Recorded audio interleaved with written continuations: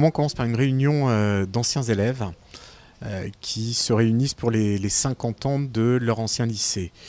Et on suit l'itinéraire de 3 élèves. Et lors de cette réunion, on annonce la destruction prochaine de l'ancien gymnase pour construire un bâtiment nouveau. Le problème, c'est que 25 ans auparavant, ces 3 amis ont emmuré un corps dans le gymnase. Et donc, ils ont 24 heures avant qu'on découvre le corps, leur ADN, leurs empreintes. Et donc c'est un roman qui est à la fois une enquête policière et qui est un roman sur des retrouvailles, sur le bilan qu'on peut faire de nos vies passé la quarantaine. C'est une étoile en fait, c'est lui qui a commencé à me faire lire parce que je ne lisais absolument pas. J'ai lu son dernier bouquin en 2 jours. Il me faut attendre un an maintenant pour le prochain, mais voilà, j'adore. Je trouve que c'est un génie. Je ne sais pas comment il arrive à écrire des histoires pareilles parce que c'est vraiment extraordinaire. J'adore tous ces livres. Vraiment, il y a toutes les intrigues qu'il faut. On lit le livre d'une traite.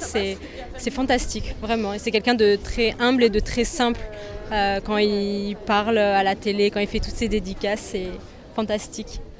C'est le seul auteur que je lis en fait. Je lis un livre par an et c'est lui. Je l'attends avec impatience à chaque fois. Je suis venu à Montpellier parce que d'abord c'est une ville que j'aime beaucoup. J'y ai été étudiant à la fin des années 90. J'ai enseigné pendant 1 an au lycée Joffre. Donc vraiment c'est une ville qui pour moi est chère à mon cœur parce elle marque un petit peu le passage de la jeunesse à l'âge adulte. Et je suis déjà revenu plusieurs fois, mais c'est toujours un plaisir de revenir ici, ville ouverte, ville de culture. Donc oui, c'est l'une des villes qui ont été marquantes dans ma vie. Écoutez, c'est un écrivain qui se met à la portée de tout le monde et c'est vrai que ses lectures sont très faciles. C'est ça qui est bien et c'est vrai que quand on commence à lire un livre, on est envoûté par le livre et on ne veut plus en sortir. C'est vrai que... On vit ces histoires avec les personnages, on rit avec eux, on pleure avec eux. C'est vraiment plein d'émotions qu'on est venu là aujourd'hui.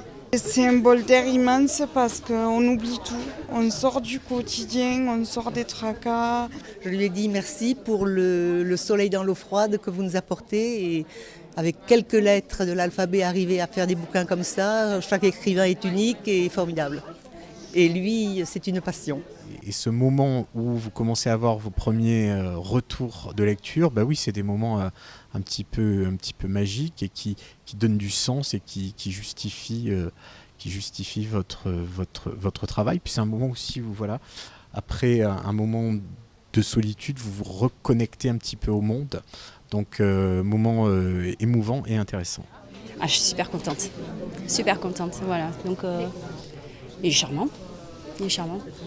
J'ai pas vu d'alliance, donc voilà. Donc non, très sympathique, charmant, gentil, voilà. Bien à l'image des livres qu'il écrit, je trouve. D'abord, ça vivifie la librairie, évidemment. Ça lui donne un petit coup de peps aujourd'hui, puisque tout le monde est là à Sorem.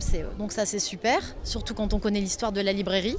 Et puis, par ailleurs, inviter un écrivain qui a quand même un retentissement national assez exceptionnel. Ça montre que Montpellier est une grande ville et qu'elle est capable de drainer et d'attirer des célébrités du monde littéraire. Et ça montre aussi, ça c'est important en tant que prof, donc je le dis, que la littérature n'est pas morte et qu'elle a encore de beaux jours.